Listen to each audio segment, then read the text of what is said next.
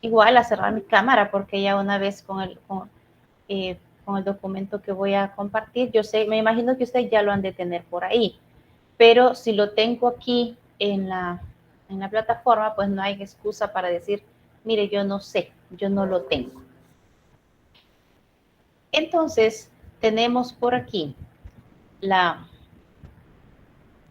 el documento. Yo quizás hoy le voy a pedir a Emma que si puede leer el 342, por favor. Emma, Sí, licenciada. bueno, muchas gracias.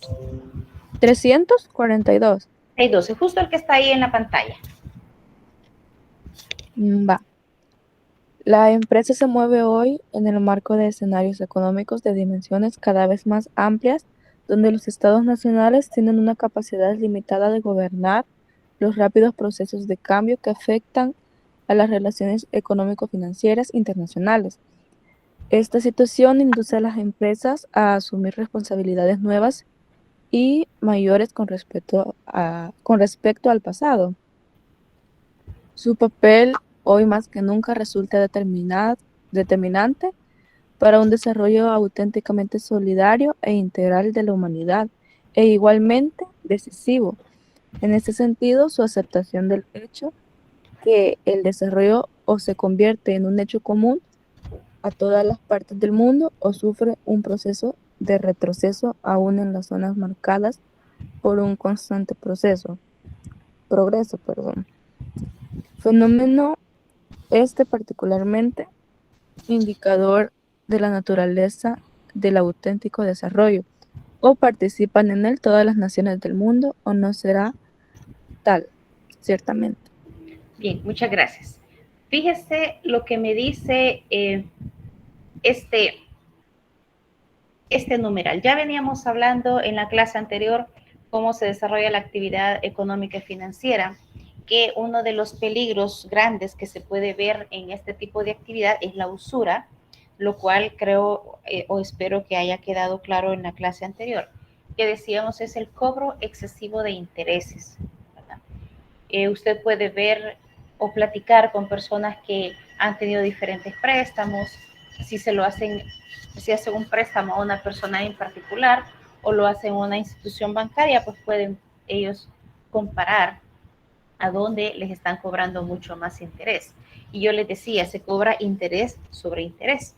Aquí en este numeral me recalca los estados nacionales, quiere decir el gobierno, quienes están al frente de esa nación que deben de procurar, obviamente no van a alcanzar a abarcar todo, porque se recuerdan cuando veíamos el bien común, yo les decía, Dios, si todo lo que hizo favorece al bien común al 100%, pero lo que se hace en cada nación, en una colonia, en un departamento, no llega al 100%, porque los seres humanos somos limitados, no podemos estar en todas partes, no podemos ver todas partes. Y eso es lo que sucede en muchos países, que los estados no son capaces de controlar todo el desarrollo económico. Y es ahí cuando a veces ellos se les escapa estar recalcando que todo debe de hacerse por el bien común. Esto debería de ser ya una cultura de educación. Yo lo opino personalmente desde la niñez. Desde pequeños, si nuestra educación fuera, aparte de lo académico, que es excelente que tenemos, fuera la educación en ciudadanía, donde se nos inculcara el bien común, la empatía, la solidaridad, sería mucho más fácil vivir y gobernar en un país. Porque de lo contrario, me dice este numeral, aunque sea un país con mucho progreso, un país muy desarrollado, si no tiene esa cultura de trabajar por el bien común, va a haber un retroceso. Hay personas que a veces ignoran muchas cosas. Y yo me recuerdo que me enteraba de alguien que le pasaron fotos, por ejemplo, así como se dan ahora en redes sociales, de gente durmiendo bajo los puentes, y eso se escucha bastante en Estados Unidos, pero hablo de una persona que vive en ese país. Y no creía que esas fotos eran de ese país, porque decía, ¿cómo puede ser que en Estados Unidos, un país rico, muy desarrollado, exista gente pobre? Sí, sí lo hay. y lo va a haber mucho más cuando los estados no sean capaces de estar pendiente de cada cosa que se desarrolle en la totalidad del país. Bueno, en El Salvador decimos nosotros, bueno, están el gobierno principal, pero tienen sus alcaldes, tienen sus gobernadores departamentales. Si hubiese un trabajo en equipo totalmente, entonces creo que lejos de ver un retroceso en el país, podría haber un pequeño avance. Pero yo no sé ustedes, si ustedes se han dado cuenta, me parece que ya comenzaron los trámites o al menos los primeros trabajos para construir el hospital que se quemó, perdón, el mercado que se quemó en San Salvador hace unas semanas. Me parece. ¿Hace cuánto se quemó el de Santa Ana y ni siquiera han terminado de limpiar algunos locales? Descuidos como ese son los que hacen un retroceso. Pareciera que en algunos lugares solo se trabaja por aquellas zonas que se ven, que salen en la televisión, que son más famosas quizás, y las otras se les deja un poquito más relegados. Entonces, esto llama la atención porque yo siempre les he insistido, ustedes son las generaciones que en un futuro van a estar al frente en alguna posición que permita que siga el desarrollo de El Salvador. Y de ahí la importancia de conocer un poquito de estas cosas. No sé si hay comentarios sobre este numeral o seguimos. Para seguir, me gustaría que hubiesen tres participantes, porque nos hace falta el numeral 343, 344 y 345. Me gustaría que lo leyéramos de corrido para darle como por finalizado a esta primera parte del documento. Y veamos, ya vamos a ver quién nos puede colaborar con esta lectura. Ya nos leyó una señorita, vamos a ver qué caballero ponemos a leer. Veamos, Denis Francisco, ¿me puede ayudar? Después de Denis Francisco, si quisiera que alguien voluntariamente siguiera leyendo el que sigue y el que sigue. Denis, ¿está por ahí? Licenciada, pero voy a abrir el documento. Pero está en la pantalla el documento, Denis. ¿Lo leo ahí? Como donde usted se sienta más cómodo, pero ahí está. Ok, ¿sería el 342? Sí, no, ese lo acabamos de leer. Ahorita voy para el 343. A ver.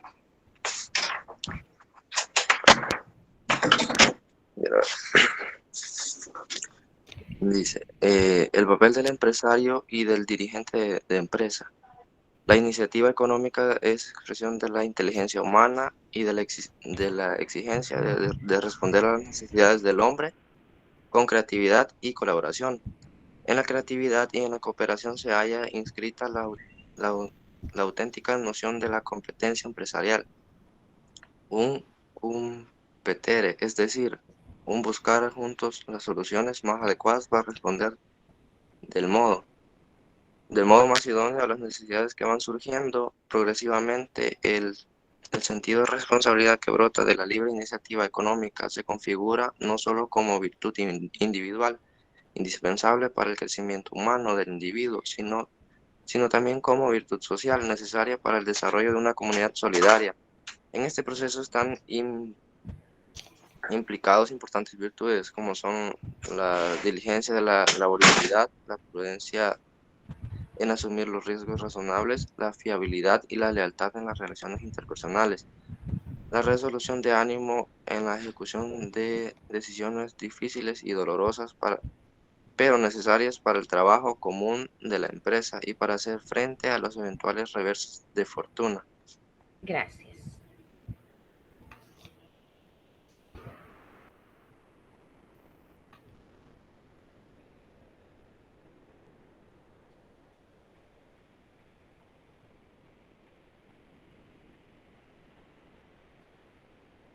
Giovanni, ¿podrá seguir usted? Sí, licenciada. Bueno, gracias. El papel del empresario y el dirigente revisten una importancia central desde el punto de vista social, porque se sitúan en el corazón de la red de vínculos técnicos, comerciales, financieros y culturales. que caracterizan la moderna realidad de la empresa, puesto que las decisiones empresariales producen en razón de la complejidad creciente de la actividad empresarial múltiples efectos conjuntos de gran relevancia, no solo económica, sino también social. El ejercicio de las responsabilidades empresariales y directivas exige, además de un esfuerzo continuo de actualización específica, una constante reflexión sobre los valores morales que deben guiar las opciones personales de quien está investido de tales funciones. Los empresarios y dirigentes no pueden tener en cuenta exclusivamente el objetivo económico de la empresa, los criterios de la eficiencia económica, las exigencias del cuidado del capital como conjunto de medios de producción, el respeto concreto de la dignidad humana de los trabajadores que laboran en la empresa, es también su deber preciso. Las personas constituyen el patrimonio más valioso de la empresa y el factor decisivo de la producción. En las grandes decisiones estratégicas y financieras de adquisición o de venta, de reajuste o cierre de instalaciones, en la política de funciones, los criterios no pueden ser exclusivamente de naturaleza financiera o comercial. Bien, gracias. Recuerde que pedí voluntarios. Voy a continuar ya, licenciada. Bueno, gracias. La doctrina social insiste en la necesidad de que el empresario y el dirigente se comprometan a estructurar la actividad laboral en sus empresas de modo que favorezcan a la familia, especialmente a las madres de familia en el ejercicio de sus tareas, que secunden a la luz una visión integral del hombre y del desarrollo, la demanda de calidad de la mercancía que se produce y se consume, calidad de los servicios públicos que se disfrutan, calidad del ambiente y de la vida en general, que invierten en caso que se den en las condiciones económicas y de estabilidad política para ello, en aquellos lugares y sectores productivos que ofrecen a los individuos y a los pueblos la ocasión de dar valor al propio trabajo. Bien, muchas gracias. Iniciamos entonces en el 343. Fíjese que me vuelve o me insiste, mejor dicho, no es que me vuelva a repetir porque se me ha olvidado, sino que insiste que toda actividad económica es la expresión del ser humano, la creatividad que él tiene de su inteligencia para satisfacer las necesidades. Y en algo tan sencillo, el ser humano demuestra su inteligencia y su creatividad. Por ejemplo, yo creo que les he hecho esta pregunta. Una silla, ¿para qué cosas la puede utilizar usted?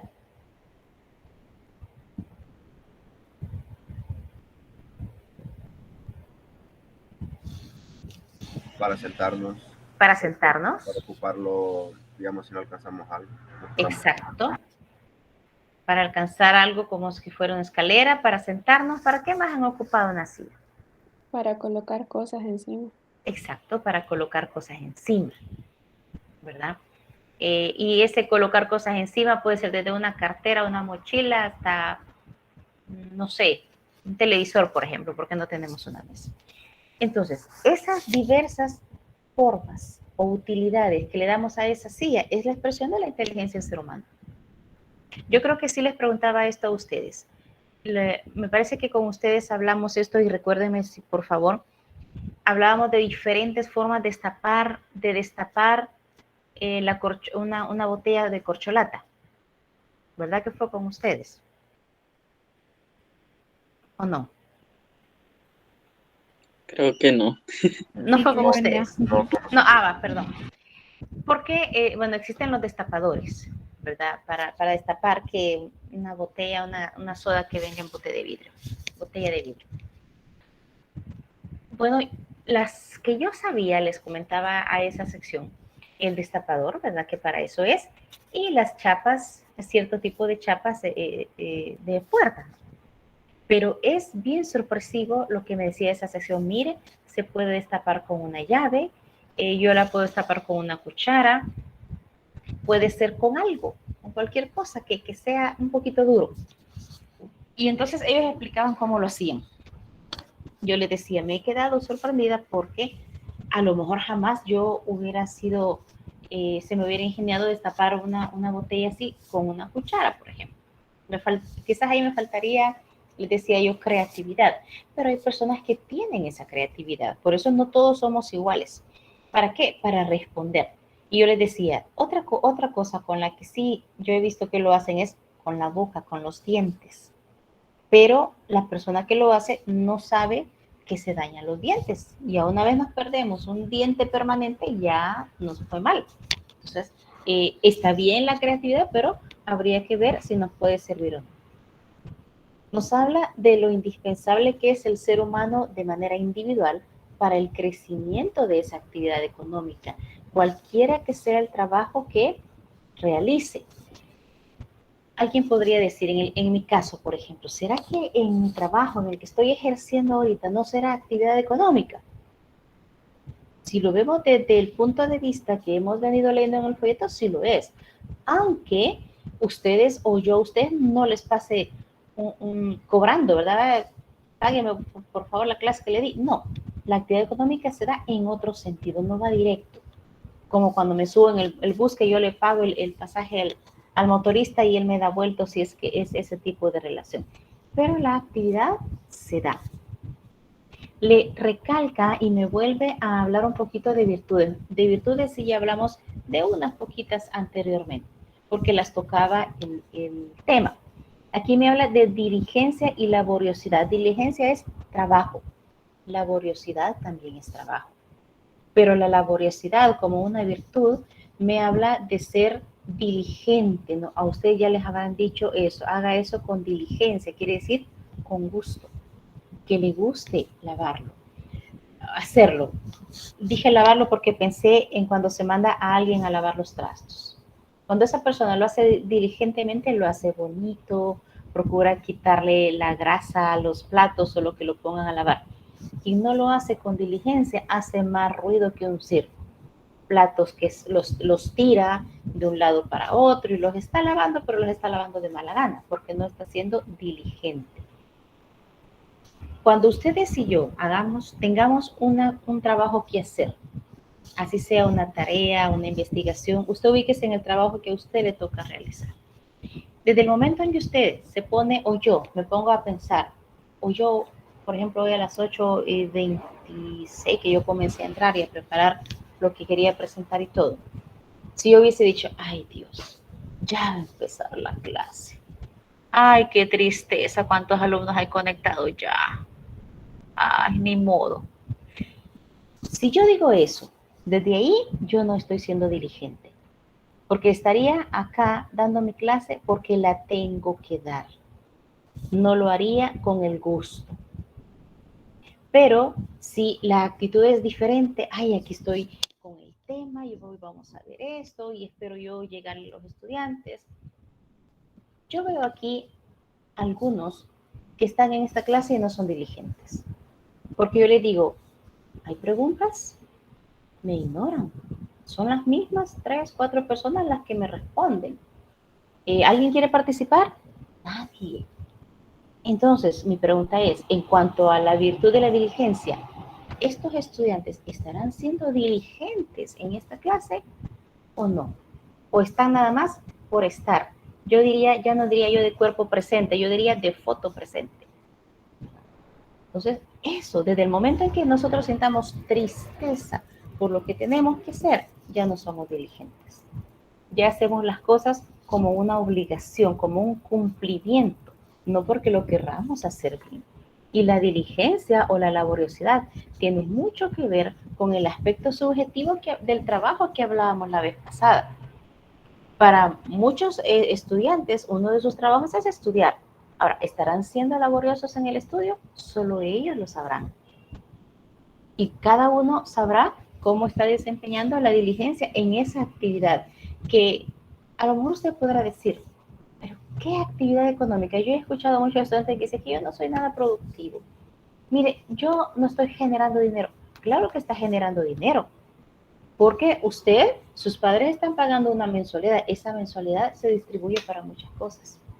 Y aunque, si usted no lo sabía, hace mucha labor social esa mensualidad que usted da a la universidad, porque la universidad da mucha ayuda social y subsidiaria a comunidades, incluso ha pasado en la parte oriente del país, ya no digamos en el occidente. Hay mucha labor social. ¿De dónde? De la mensualidad que usted paga. Entonces, usted sí está contribuyendo.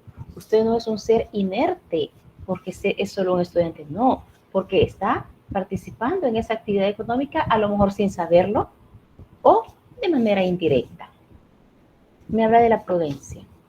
La prudencia es aquella virtud, yo se los mencionaba antes, que se pule a los 18 años. Pero antes de los 18 años es una constante formación y educación en la prudencia. Yo no le puedo exigir prudencia a un jovencito de 15 años, pero sí lo puedo decir, esto no se hace, tenga cuidado, puede haber consecuencias de las decisiones que tome, de las cosas que quiera hacer. Hay que tener cuidado, le vamos enseñando la prudencia. De los 18 años en adelante, la persona ya ha tenido el cúmulo de conocimiento, podríamos decir que ya sabe ser prudente. O nunca lo aprendió y es imprudente, porque aquí le dice, relacionada en asumir riesgos razonables que vayan a dar fruto. Hay personas que sí tienen en su vocación, por ejemplo, el tener negocios, invertir. Otras personas puedan decir, no, yo no me siento con valor para invertir, porque ¿y si pierdo? ¿Y si pierdo? Entonces, esos riesgos razonables de manera prudente, quien los ha tomado y ha triunfado en un negocio que tiene, perfecto. Y me vuelve a decir, la fiabilidad y la lealtad en las relaciones interpersonales. No puede faltar la lealtad. Decíamos, con nuestra familia es muy fácil ser real. Con nuestros hermanos, aunque sintamos que no los queremos y le digamos que son adoptados y que los recogimos en un basurero, por ejemplo. Cuando vemos a ese hermano, a ese padre de familia, o nos ven a nosotros en problemas, la familia sale rápido a defendernos, porque son leales, porque hay un lazo de sangre, hay un lazo de amor. Pero aquí le dice, debemos ser leales en las relaciones interpersonales. Yo les decía, a veces nos cuesta ser leales con nuestros jefes inmediatos, porque en algún momento se les cree que son incapaces. Algunos obviamente lo son, pero si están en la posición de jefe, yo debo de tener una lealtad con ese, aunque yo lo considere inepto, aunque yo lo considere que lo han puesto por cuello, por lo que sea, ¿verdad? En su momento él demostrará su incapacidad, pero yo, como subalterno, tengo que ser real con ellos, con las personas con las que trabajo. Y usted sabrá y se habrá enterado que hay en muchas empresas no hay lealtad entre los compañeros, porque siempre hay algunos que gozan con poner en mal a otros para que los regañen, para que los sancionen o en su defecto que los despidan, para quedar bien. Mucha gente queda bien con la lengua. Esa gente no es leal. Cuando nosotros como seres humanos comprendamos que tenemos que desarrollar un cúmulo de virtudes para poder sacar adelante este país y obviamente vivir de una manera más tranquila, creo que va a ser mucho más fácil. Porque le dice, todo eso ¿para qué nos va a servir? Para hacerle frente a los reveses que nos da la vida.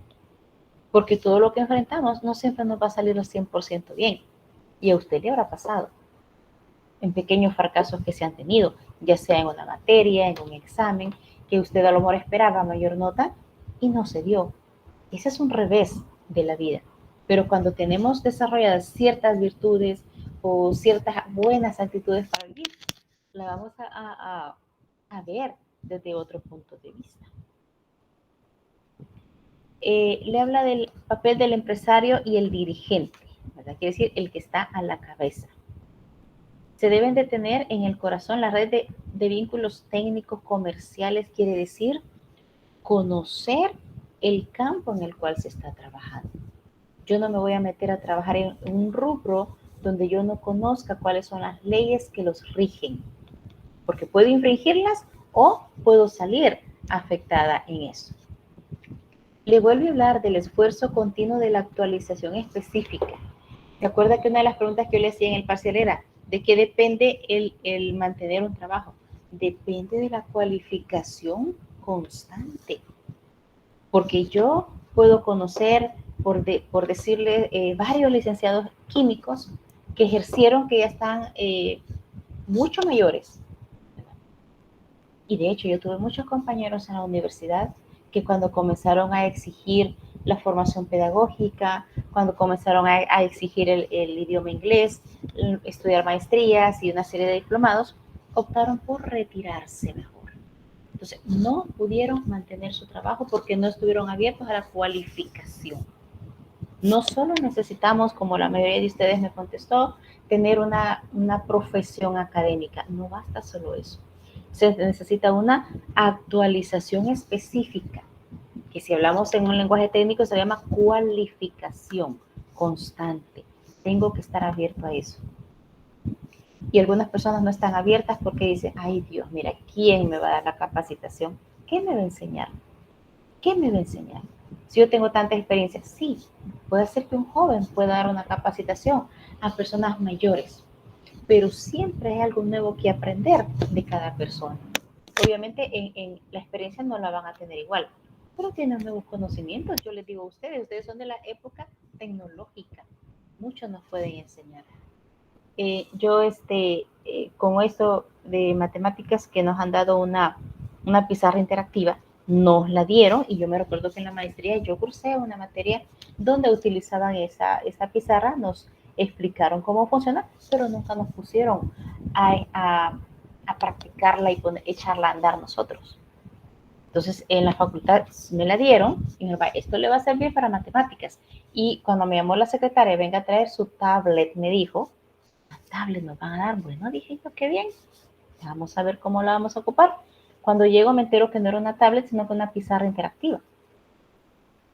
Ahí vea cómo hace. Entonces, nos tocó, y yo digo que no solo a mí, a mis compañeros, comenzar a trabajar en esta pizarra interactiva y le descubriendo cosas. Porque aparte de la pizarra, nos auxiliamos de otras aplicaciones que hay en la plataforma. De esas aplicaciones, tengo estudiantes que son muy, muy diestros. Por ejemplo, en la otra materia que doy, tengo jóvenes de ingeniería, ¿cómo se llama esta? En computación, ¿verdad? Pero no me acuerdo cuál es el nombre ahorita. Entonces, ellos me dicen, mire, licenciada, si usted pone esta tecla, le sale esto. Y perfecto, le digo, todos los consejos que me pueda dar con respecto a la tecnología son bienvenidos.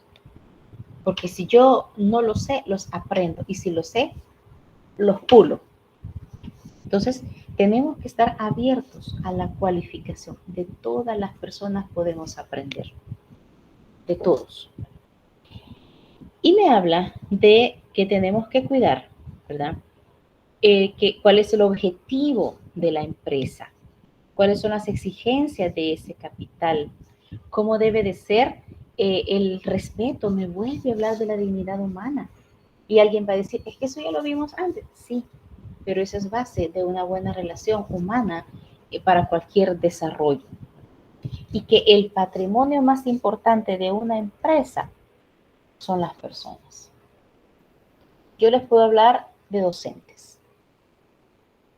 Yo sé que al menos acá en Santa Ana hay un colegio donde seguido cambian a los docentes. ¿Y por qué razón? Porque quienes eligen a los docentes es la directiva de padres de familia. Si un profesor está exigiendo mucho y pone mucha disciplina, simplemente lo despiden y contratan al otro manipulable por los padres de familia. Y entonces, ¿cómo yo puedo calificar? O díganme ustedes, ¿cómo calificarían ustedes a este colegio en base a que el patrimonio más importante de una empresa son las personas? ¿Qué comentarios me pueden hacer?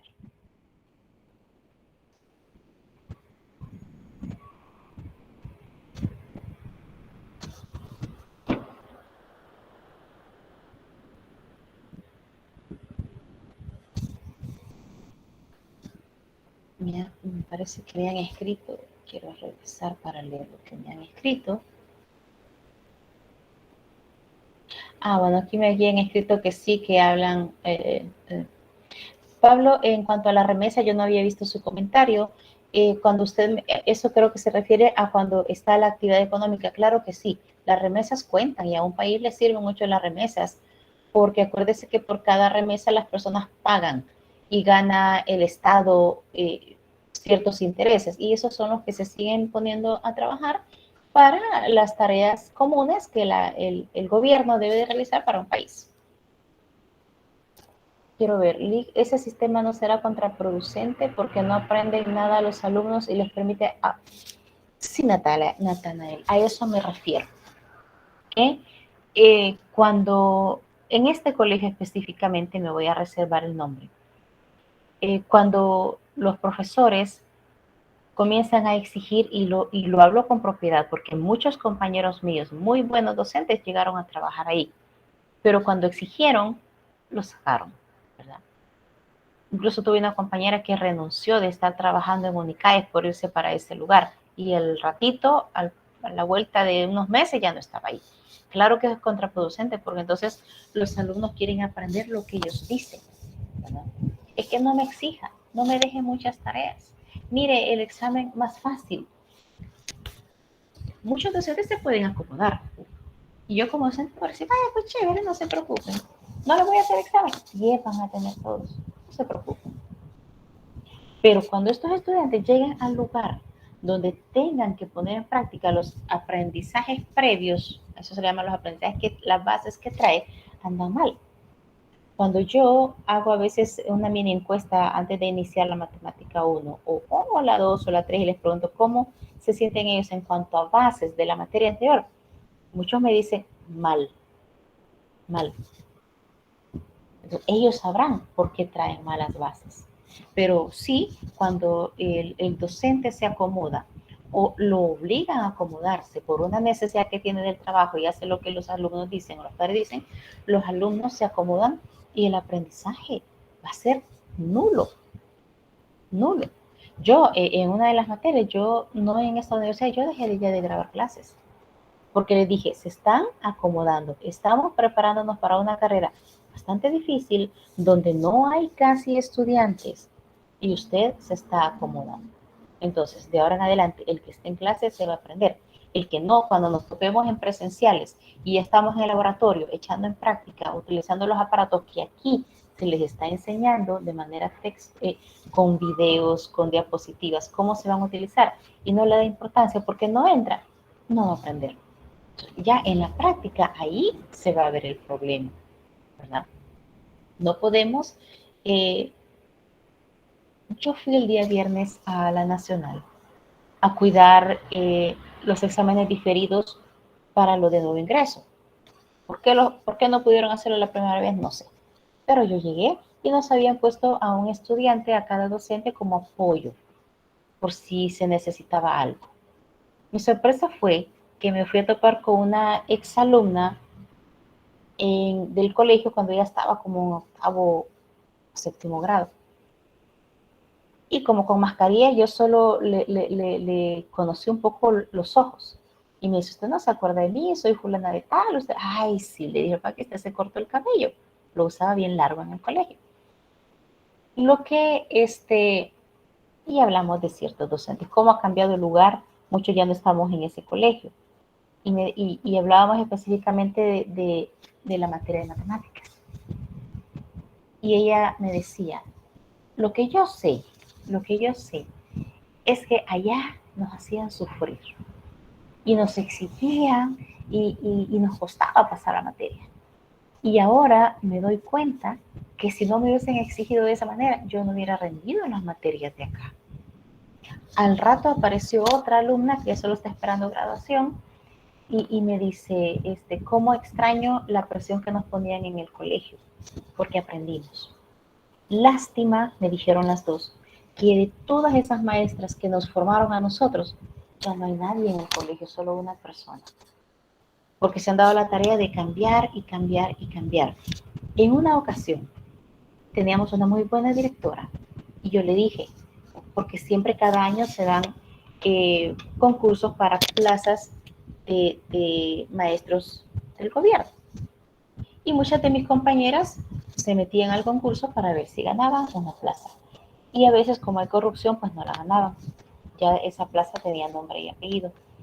Y una vez yo me acuerdo que llamé a la directora y le dije, mire, de mi opinión, porque ella, no sé, tomaba muy en cuenta mis comentarios. Y ella me lo decía. Yo creo que usted ahora tiene un muy buen plantel docente, con muy buena formación cada uno de los docentes. ¿Por qué no, como colegio, tratan ustedes de igualar un poco el salario que le dan a sus docentes como un salario parecido al que da el gobierno a sus maestros? Usted aseguraría este plantel docente fidelidad, que no se vaya del colegio, porque no se va porque no quiere el colegio, se va porque las necesidades económicas se lo obligan. Y la respuesta es, no me lo van a permitir mis superiores, porque hay una congregación religiosa. No me lo van a permitir mis superiores. Si en mis manos estuviera, lo hiciera. Y de hecho, como no lo hicieron, como no cuidaron su plantel docente, ya no estamos ahí, pues, ya no estamos ahí. Y sí es lamentable, porque habían especialistas en lenguaje, cada docente está dando la materia para la cual se había especializado. Y esa es una ganancia. Entonces, es bien feo cuando no se valora al personal. Ustedes en algún futuro, yo no sé dónde van a trabajar, pero lo que sí sé es que van a trabajar con personas. Y a lo mejor van a tener personas bajo su tutela. Y entonces, cuidar la cualificación de su personal, de trabajadores, llamémosle así, aunque usted no sea el dueño, pero van a estar bajo su tutela. Cuidar la cualificación, la motivación, que se sientan valorados. Y créanme que ese tipo de personas van a rendir y van a ser leales a la empresa donde trabajan. Y van a amar la empresa donde trabajan. Y como compañeros se van a querer. El 345 creo que si lo comenzamos a ver allá en la 40º año, en esa encíclica, usted se recordará. Aquí, quiero ver en qué año fue escrito este compendio. 2005. De la época de la 40º año al 2005 que se compiló este compendio, me vuelve a decir que se estructure una actividad laboral que favorezca a la familia, especialmente a las madres de familia en el ejercicio de sus tareas.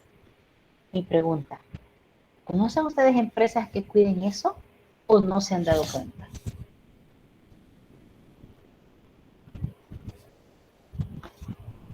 Yo en mi caso, licenciada, conozco de una empresa donde yo estuve trabajando por un tiempo, Ajá.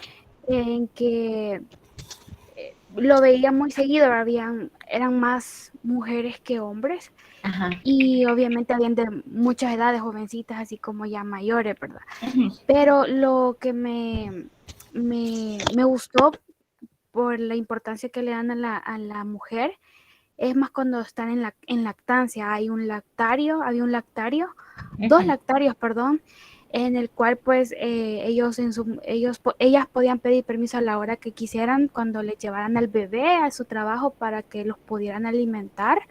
Y siento que es una de las cosas que se ha preocupado, no esta empresa, sino que me imagino que hay muchas, en cuestión de la familia y de la alimentación de su bebé, ¿verdad? Que a pesar que está trabajando, pues no deja a un lado pues a su bebé. Mire qué interesante saber que existen empresas que cuidan eso, ¿verdad? Porque yo podría decir, o quizás asegurar, que empresas como la que usted menciona es una minoría, ¿verdad? Porque la mayoría, ¿cuál es uno de los tantos requisitos que piden para aplicar a un trabajo? Generalmente es flexibilidad o sin problema de horario, ¿verdad? Quiere decir, a la hora que llamen al trabajador, tiene que estar ahí, no importando que sea mujer. Y con esto no es que las mujeres deban de ser privilegiadas en ese aspecto. Lo que se debe ser privilegiado es la familia. Y si sabemos que el niño que está más cerca de los cuidados de su familia, principalmente a su madre, usted dice, en el periodo de lactancia o los primeros años de formación, donde se le van enseñando muchas cosas, se cuida eso. ¿Cómo va a ser ese ciudadano ya de adulto, activo y productivo en una sociedad? Va a ser mucho mejor que aquel que lamentablemente no ha podido gozar de eso, ¿verdad? Cuando hay problemas de horario, yo he sabido de muchos trabajadores, mujeres trabajadoras, por tanta exalumna que tengo que trabaja, y dicen, ay Dios, aquí no podemos ni pedir permiso, porque tengo una reunión, una escuela de padres en el kinder o en el colegio, por ejemplo. Y el padre de familia queda de irresponsable en la institución educativa, pero hay una repercusión para el hijo. Yo diría que en este aspecto, actividades que favorezcan a la familia, que la familia pueda estar un poquito más cerca en la educación de los hijos, todavía está cojeando, no solo nuestra sociedad salvadoreña, yo diría que muchas sociedades salvadoreñas. Cuando yo comencé a trabajar en la universidad, hace mucho tiempo mis hijos todavía estaban bien pequeños, y la universidad tenía ese sueño de construir un kinder que funcionara como guardería. Específicamente decía para los hijos de nuestros trabajadores y de nuestros estudiantes, para que puedan tener a sus hijos cerca del trabajo. Necesitan irlos a ver, rápido van al kinder, a la guardería, y ahí están. Yo les decía, lamentable que eso se hizo realidad ya cuando mis hijos ya están grandes y yo ya no necesito de esto. Pero es bien interesante que muchas alumnas, y yo las tuve, que venían a llegaban a la universidad a dar sus clases, pero no pasaban dejando a su bebé o a su hijo a la guardería. Porque uno de los planes o estrategias de la universidad es que a los hijos se los pueden cuidar 1 hora, 2 horas, las 4 horas que va a estar en clase la mamá o el papá, porque a veces son los papás los que están más cercanos de sus hijos y tienen esa facilidad. Yo la veo fabulosa, porque muchos de los niños o trabajadores de la universidad que han usado y han tenido a sus hijos cerca, yo los he visto muy bien, que en el receso de algo se escapaban a ver cómo estaba su hijo y de regreso al trabajo. Esas actividades como esas, yo sé que las tienen otras empresas, no solo la universidad, y contribuyen, pero todavía yo diría que nos hace falta un poquito avanzar en esto. Si no hay comentarios, seguimos. Y creo, me parece que alguien levantó la mano y me salí de la pantalla. Le doy la palabra a quien me levantó la mano, por favor, porque no alcancé a ver, me salí de la pantalla.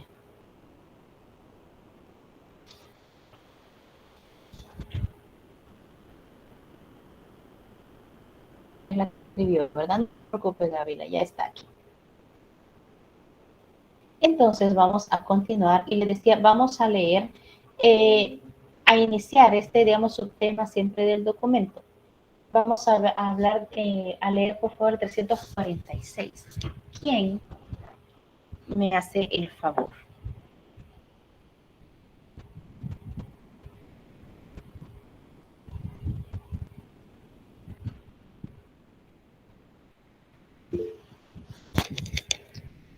Si alguien levantó la mano, no lo veo, insisto, si es por leer, podría comenzar. Sí, licenciada. Muchas gracias. Una de las cuestiones prioritarias en economía es el empleo de los recursos, es decir, de todos aquellos bienes y servicios a los que los sujetos económicos, productores y consumidores, privados y públicos, atribuyen un valor debido a su inherente utilidad en el campo de la producción y del consumo. Los recursos son cuantitativamente escasos en la naturaleza, lo que implica necesariamente que el sujeto económico particular, así como la sociedad, tengan que inventar alguna estrategia para emplearlos del modo más racional posible, siguiendo una lógica dictada por el principio de economicidad. De esto depende tanto la efectiva solución del problema económico más general y fundamental de la limitación de los medios con respecto a las necesidades individuales y sociales, privadas y públicas, cuanto a la eficiencia global, estructural y funcional del entero sistema económico. Tal eficiencia apela directamente a la responsabilidad y la capacidad de diversos sujetos, como el mercado, el Estado y los cuerpos sociales intermedios. Bien, muchas gracias. Me habla de la economía. Y la economía le dice que es el empleo de los recursos. ¿Para qué? Para producir algo. Para producir algo que nosotros vamos a utilizar. Nadie va a meterse a producir algo que no le van a comprar, porque a nadie le va a servir. ¿No? Que la economía es eso. La economía no, nosotros creo que la entendemos más en que tenemos que ahorrar. Es que por economía tengo que procurar no gastar. Eso es parte de, pero la economía es el empleo de los recursos. Y me aclara, los recursos son escasos. ¿Por qué? Porque los recursos los adquirimos de la naturaleza y obviamente no son infinitos. Nosotros ya vemos muchos problemas que le hemos causado a la naturaleza por no cuidarla. Hoy, por ejemplo, yo no sé ustedes, pero yo diría que en El Salvador, excepto algunas zonas altas del país, casi no utilizamos el suéter. Y cuando se viene de repente algo de frío que necesitamos el suéter, ay, a veces a mí me ha pasado, yo no lo he querido usar porque tiene un olor aguardado horrible. Y entonces dice uno, o si platicamos con alguien mayor, ¿qué ha pasado? Nosotros mismos hemos hecho cambiar el clima del país y por eso ya no utilizamos cierta ropa, pues. Y eso es porque hemos utilizado mal los recursos de la naturaleza. Porque se nos da a entender o que queremos creer que están a disposición de todos. Y me habla el compendio de el modo usarlos de un modo racional posible que vaya de acuerdo a la economicidad. Quiere decir que voy a producir, pero no voy a malgastar. Ustedes tienen parientes en otros países. Y si alguno los ha visitado o han tenido conocimiento que les han contado, ¿no será que incluso nuestros mismos familiares que viven, por decir algo, Estados Unidos o Canadá, nunca ha notado usted que botan bastante comida?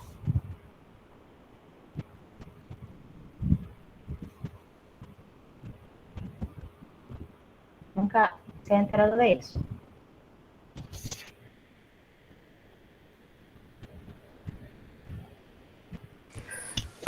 Sí, se da mucho eso y también creo que con electrodomésticos o muebles creo que simplemente los tiran, no hacen nada con ellos. Así cuando ya no los usan, ya no los quieren, creo que solo los tiran. Ajá, exacto.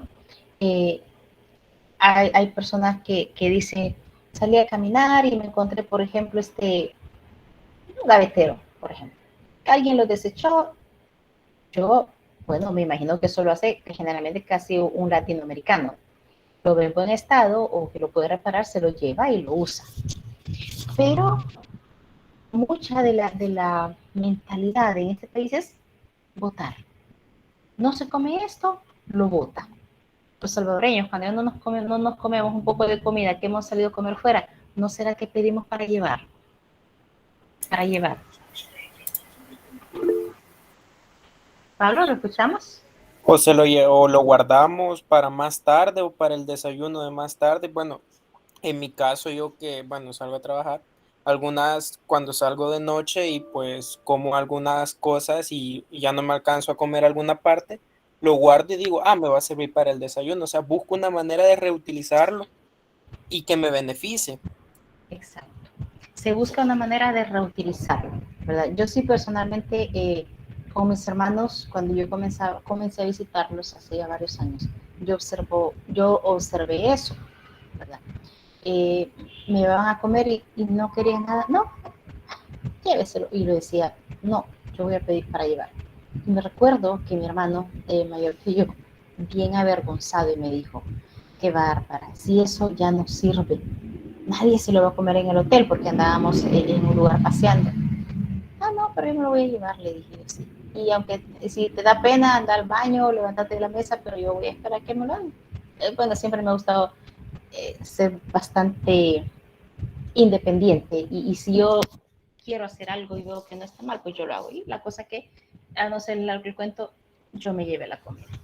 Nos fuimos al hotel, fuimos a pasear y yo dije, bueno, como hay aire acondicionado, voy a dejar esto aquí, que le llegue el aire, pues si no se me va a arruinar. El chiste fue, ¿saben ustedes quién se estaba comiendo a medianoche esa comida? No fui yo, fue mi hermano, el que se enojó y me hizo berrinche porque yo estaba pidiendo la comida para llevar. Y le dije, ¿te das cuenta? No podemos botar la comida. Porque a cualquiera le puede servir, cualquiera se la come.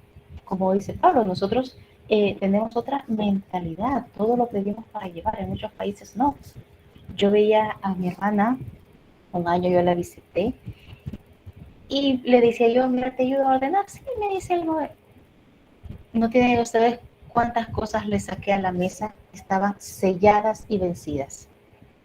Y le decía yo, desde mi punto de vista eso no está bien, porque en esa época por los hijos estaban bastante pequeños, y le digo, yo siento que vos comprás por comprar, bien compulsivamente, y hay personas que vos sabés que no lo tienen, ¿de dónde venís?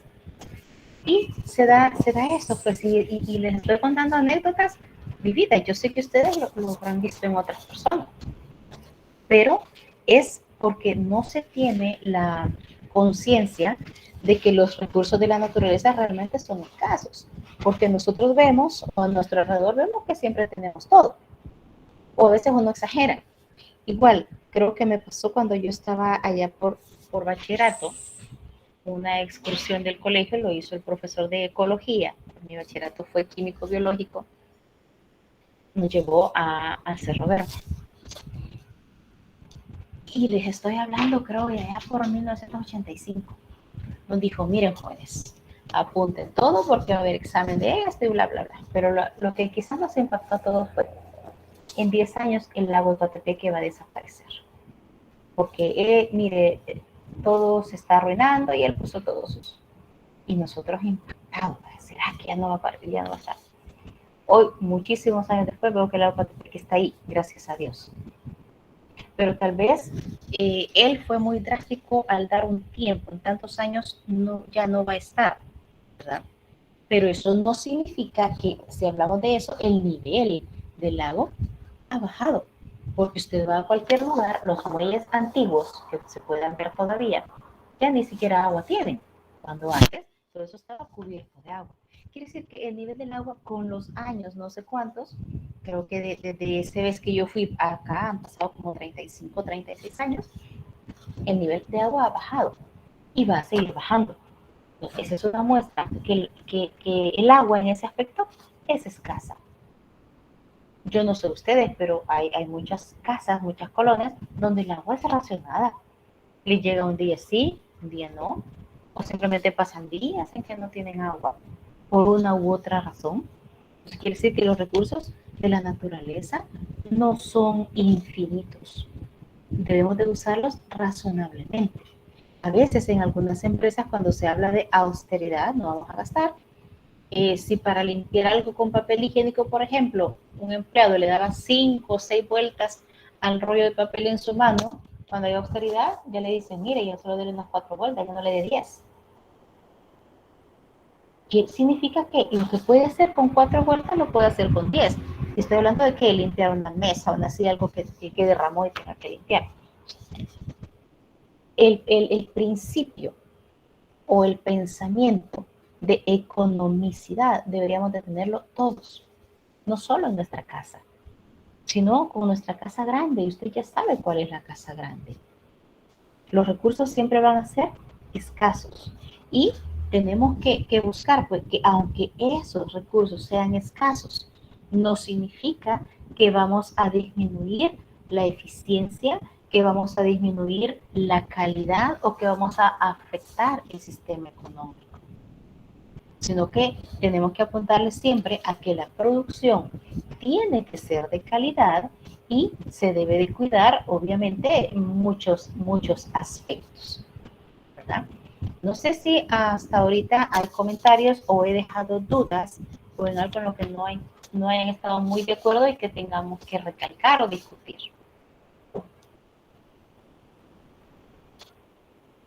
O como siempre estamos bien. Gracias, Laura. Todo claro, Ley. Muchas gracias, David y Natalie, muchas gracias. Entonces, estaríamos quizás llegando hasta acá. Igual, pues, gracias, Giselle.